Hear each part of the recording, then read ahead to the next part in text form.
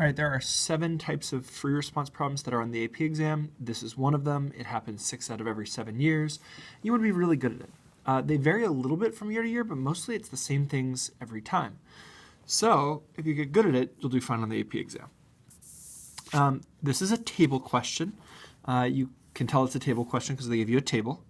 And they ask very similar questions each time on table questions. We'll go over some of those questions they ask right here. The first thing is to look at what's in the table. We've got minutes, how many minutes have passed by versus the velocity of something in miles per minute. So we've got a velocity function. Notice that the y value is almost always a rate. In this case, it's a velocity, which is a rate that a distance is changing, but it could be the rate that oil is leaking in gallons per minute. It could be the rate that someone is buying bananas. It doesn't really matter what the rate is, but it'll usually be a rate. So this one's about a test plane flying in a straight line with a positive velocity in miles per minute, where v is a differentiable function of t. Selected values of v between 0 and 40 are shown in the table above. Okay, part A. This will usually be on a table problem. They ask you to do some sort of Riemann sum. So part A, they ask you to do a midpoint Riemann sum with 4 subintervals of equal length and values from the table to approximate the integral from 0 to 40 of v of t. So the first thing we should write is the integral from 0 to 40 of v of t is approximately equal to the midpoint Riemann sum we're going to do. And remember, for midpoint Riemann sums, we skip the first value, use the second, skip, use, use. Okay. And the midpoint Riemann sum, if you draw it out, goes in both directions. So, so basically we're going to say from t equals 0 to 10 minutes, we pretend it has a constant velocity of 9.2. The way this looks like is here's 5, here's 9.2. So from 0 to 10, we pretend it's 9.2. From 10 to 20, we pretend that the whole velocity is 7. From 20 to 30, we pretend the whole velocity is 2.4. And from 30 to 40, we pretend the velocity is all 4.3. So something like that. Okay. So what you need to show to get your credit is, this actually doesn't get you any points. This does. You need to show the calculations it says. So it's 5 times 9.2 plus, nope, wrong, 10 times 9.2, because the width of this rectangle is 10. 10 times 7, 10 times 2.4, plus 10 times 4.3. This is a calculator problem, and so you don't have to show what you typed in the calculator. It's understood that you just typed this in, so let me type this in real quick. So I get 229 when I do this. So this is 229, and it's almost certainly, I haven't read the question yet, but it's almost certainly going to ask me what this means. I'd almost always ask you what this means. And this integral, we're adding up this rate. We're adding up how fast the plane went.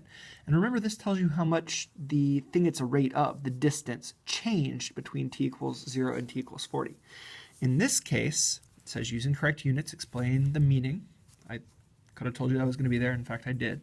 The plane traveled 229, let's look at the units. This was in miles per minute, so the total amount it changed by was 229 miles. It's a distance between t equals 0 and t equals 40 minutes. Okay, let's go to part B. Part B says, based on the values in the table, what are the smallest number of instances when the acceleration of the plane could equal 0? This is not always on a table question, but it's a fair question. The acceleration is the derivative. So it's the derivative of the velocity. It asks, what's the least number of times the acceleration could equal 0. So we want to know, where does the acceleration have to equal 0? Where does the derivative have to equal 0? And this is Rolle's theorem, or the mean value theorem. So what we're looking for is, hey, look, the velocity was at 7. It goes up, comes back down to 7. Then it keeps going down, hits 2.4 twice, and then goes back up. Because it hit 2.4 twice, the acceleration had to be 0 somewhere between here and here. Because the acceleration was, because the velocity was 7 twice, the acceleration had to be 0 between here and here using Rolle's theorem. So, the plane, this is B, the plane must have acceleration at least twice, acceleration equal to 0 at least twice between t equals 0 and t equals 15, and between t equals 2.4 and t equals, oh, sorry, not t equals 2.4, t equals 25, and t equals 30, by Rolle's theorem. You could also use the mean value theorem, because v of 0 equals v of 15, and v of 25 equals v of 30.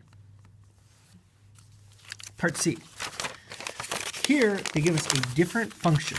The function, defined by f of t equals 6 plus cosine of something plus 3 times sine of something, is used to model the velocity of the plane. So this is, again, velocity in miles per minute between t equals 0 and t equals 40. According to this model, what is the acceleration of the plane at t equals 23? If this is the velocity, it wants to know the acceleration of this. It's literally just asking us to do v, it wants the acceleration of 23, which is the same as the derivative of velocity at 23. And this is something, remember, this is a calculator problem. So this is something your calculator can just do. You just literally type in the derivative button, and we're going to find the derivative with respect to x. The way we get there is we press math.